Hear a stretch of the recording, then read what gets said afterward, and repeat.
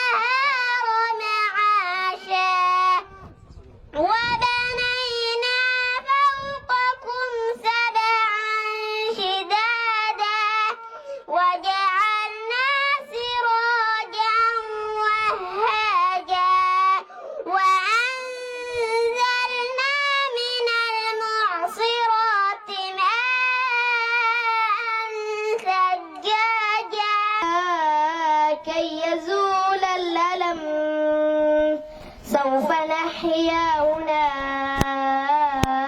سوف يحلو النقم من توامى لتان أوتسوي إمبذن قلبي غيلو ييو أنكو تامي إمبذن لا فرحة بندري ميا فرحة زايدو درن حفلة سجيني حفلة قالي أوفا وحل جبوني جو قالي وعن قلد به ما انت بحر أسغن ما إلس ما يفتين بميس قلبي غيشذا هكذا لنو دبال دقدق شذا دربان أتم هكسو من هكا لحنتن بابر كلا دتك ميشا صوتوان أنتم خير الأمم من توامى لتان أوتسوين بذن قلبي غيلو ييو وحدة حندبتي وسحن ملها واسلو بأن وشا وحنور سيد قلدا سوى قلن انت قيسو بيدي قرت ذين ميدلا عقلي غين وامدا قاوي غين واحدا ما هدي سنانيان عالم كي يمدقا من توامى لتان وتسوين بدن قلبي غيلو ييو أنقتامين بدن لا وذيذ والد باي هرسيذ قوشة ما هي ماما هي ذي هي قالي وعن اللوين أي بري آني وأننجر إيا ذاي سوحا باتو إيدا ذا شيء بدن لا حرست جنة ذي بلوغ هذا واستجن آبا هاي الدون كريركو آبا قالي وعن تالا ذا من لميذا والي غيب منهل سيكستون إذن أمان من حقوق ذنان قذن كنا نرتل آية ربي زمرة والكم سئرنا ندرس الآيات فليشهد التاريخ خاتمة مهد ببيان منهج ديننا بثبات في شعبة كنا كقلب واحد. لا يقرأ القرآن مؤمنك عن قرآنك عن أقرنين ويعمل به لكن كعمل فريا كتمر بو يسوون اللي مدي هيبالي نعمها طيب ولا ريح لها لكن يدو مقرس الريح ما قبته وتقولنا ما قبته لكن مركز أفك جلسة مقرس ومعان ويان يدو. ومثل المنافق طفك منافقة قلبي كجيرا أيدس كقلبي قلبي مقرس أيدس كايو وحاول مقرس ومتك القرآن كأقرنيا وحول مدي هذا كالريحانة باش الريحانة اللي يدادو haweenka magarasa berigi la lulan jiray magarasa ciirta ee subaga laga bixin jiray geed lagu daro oo magarasa dadka baadiyaha ay yaqaaneen udgoon way markuu roobku doo geedkaas uu lamid yahay riixuha tayiban way wadacmaha mur laakiin marka afka galisada rabsta waa kharaar way geedkaas magarasa riixaare ayaa la yiraahdaa wa mathalu almunafiq alladhi munafiq yaqra la yaqra alquran aan aqrinaynin kal handalati qara dameerad buu lamid yahay waa geedka qaraha la yiraahdo buu lamid yahay dacmuha murrun wa khabithun wa riixuha murrun way intaba marka nabiga kaleey salaatu wasalaam xadiid kale oo saxiixaynka ku jira wuxuu ku leeyahay mathalu alladhi yaqra'u alquran wa huwa xaafidun badawi ma'a safarati alkiram albarara quraanka waa yaqaana waa xaafid marka waxa weeyaan magarasa wuu bartay macna wal lafdan ayuu u bartay wuxuu la mid yahay baa magarasa qofka isagii ma'a safarati alkiram albarara ayuu noqonaya waxa weey waa takhsiis oo la sii khasisay oo malaa'igta kamid yihiin kiraamul barara laakiin waa kuwa gooril magarasa loo sheegay oo loo khasay kuwaas baariinta ee ilaahay subhanahu wa ta'ala magarasa u kuwaas ayuu miciida ayuu noqonayaa yunus nabiga kaleey salaatu wasalaam wa mathalu alladhi yaqra'u alquranka aqrina wa huwa yataahadu wa huwa alayhi shaq ودبهايا لكن ما قالش وددالهايا جودي بو كبخنايا فله اجراني بو النبي عليه الصلاه والسلام بلو فيرس الشيخ قران كي باد اقرينيسا ما واد جفيسا او واد اسكو ديبay inaad barataan rabtaa fartajir baataay lixdan jir baataay quraanki baad baranaysa saxaabi nabi maxamed عليه الصلاه والسلام lixdan jir bay ku soo islaami jireen lixdan jir bay quraanka yey hadana yey bilaabi jireen oo baran jireen marka waxa weey inaga hadda odayaasheena ma garanaysa haddu inugal joogo magaala saaxiibka inugal joogo waxaad arkaysaa xaafadan hadda inta leeg anigu ma arkin nin magarasa intuu rixli wato odayaasha kamid ah magarasa dadkan hadda meeshan isugu u badan oo intuu masaajida ku taxan yahay oo rixligiisa uu wato magarasa kitaabkiisa dhageysanaya lagu hayo boolhodan laakiin ummadda kale ee magaalada degan boqolaal baad arkaysaa masaajida marka tagto marka waxaan u sheegaynaa inay odayaashu magarasa ay quraanka haddaba bilaabaan sababtoo ah hadda magarasa hawlgab bay noqdeen oo ma shaqeeyaan hore bay u soo shaqeeyeen caruurtoodii baa magarasa yaa biilkooda haysee waxaan ugu baaqi lahaa inay magarasa odayaashu ay fadhiistaan masaajida ku xidhmaan quraanka ay aqriyaan ayaan ugu baaqi lahaa insha Allah bidillahi kariim waqtiguna wuu yar yahay imaam Shaafici al-Madlabi ayaa wuxuu yiraahday at-ta'allum fi sabri ka naqsh ala al-hajar ilmahan hadda wixii lagu shubay ayay soo saareen waa wax la galiyo oo lagu shubo weey dhagaxa waa la xardhaa magarasa dhagaxa waa la xardhaayo waa la qurxiyo Soomaaliya arkin qalbigooda ayuu waxan iyo ku xardhismay carabiga hadda ay garanayeen macnahooda inayna garanaynin laakiin way xifdiyeen qofka bini aadmigi marka wuu xifdin karaa wax uu xifdin karin ma jiro marka jazaakumullahu khayran insha Allah Allah idin barakeeyo sidaad u timideen baan u yar rabnaa nimanka counter-rebelka ilaahay subhanahu wa ta'ala amalka aad haysaan hadda la idin soo doortayna ilaahay ha idin fududeeyo wax badan baa idin hor yaala ragii hore anagu waxba kama aanan arkin laakiin hadda anagu horta dadkii dhacay oo dhawaan habaarnay hadda ka hor sababta waxaanu ku habaarnay waqafka ayay hor istaageen barigi meeshan teeta magarasa dusneen loogu ururinayay wixiga ilaahayo waxaan dhahnay kulligood mid ha ka soo celin baan waxa hadda ka firqaynaya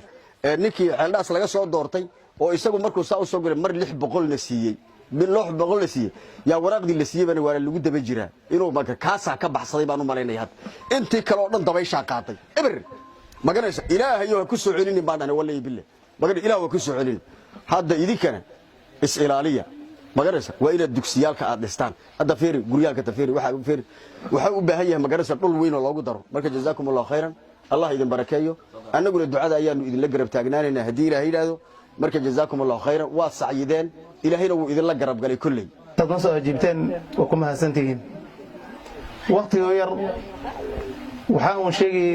waqtiga taxfiidka aan bilawnay ee marxalada noo soo maray waqtiga taxfiidka aan bilaabayni annaka oo saddexaan ku hindisnay arrintan intaan bilowna meel ka madax bannaan dugsiyaalka iskuulaha waad aragteen dugsiyaalka iskuulaha ilmaha aadaan dhibkooda farabati 5 sano 6 sano cunug quraan boog waxaan istusnay marka taxfiidna adaasna meeshan laga rabin cunug ku jiro iskuul waxaan bilawnay bishii 6 bishii 1 bishii 6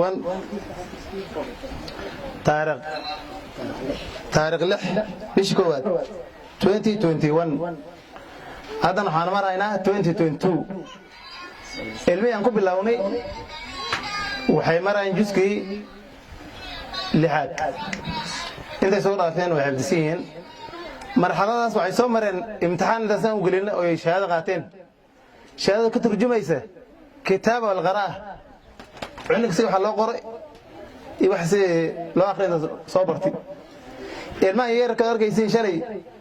imtixaan baa laga qaaday akhris kitaab ku saabsan cunug kitaabka la soo bixinay waxa meesha la soo bixiyay akhri baqray banaan taxdood kal fataa si asoo nafteen amal akhrinaya wa ilaa mahadis waxa kale jira booska dugsiga waa iska yar inta arkaysiin